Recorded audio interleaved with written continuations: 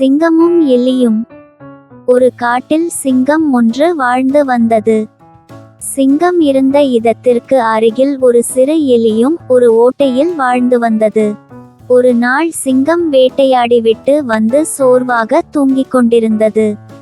எலி தனது பொந்தில் இருந்து வெளியில் வந்து சிங்கத்தின் மீது ஏறி இறங்கி குறும்புத்தனம் செய்தது.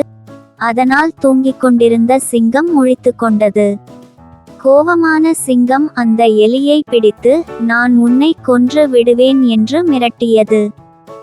பயப்பட்ட எலி சிங்கத்திடம் தன்னை மன்னித்துவிடுமாறு பணிவுடன் கேட்டுக்கொண்டது.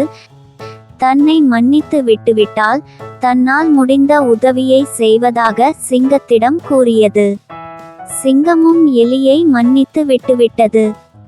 சில நாட்கள் அப்படியே சென்றது. ஒரு நாள் சிங்கம் வேட்டைக்கு சென்றபோது ஒரு வலையில் மாட்டிக்கொண்டது. சிங்கம் கோபத்தோடு சத்தம் போட்டது. சிங்கத்தின் சத்தத்தை கேட்ட எலி சிங்கம் எங்கோ மாட்டிக்கொண்டதை உணர்ந்தது. சிங்கத்திற்கு உதவ வேண்டும் என்று எலி அந்த இடத்திற்கு சென்றது. எலி தன் பல்லால் வலையை கடித்து அறுத்தது. சிறிது நேரத்தில் வலையை அறுத்து சிங்கத்தை விடுவித்தது எலி.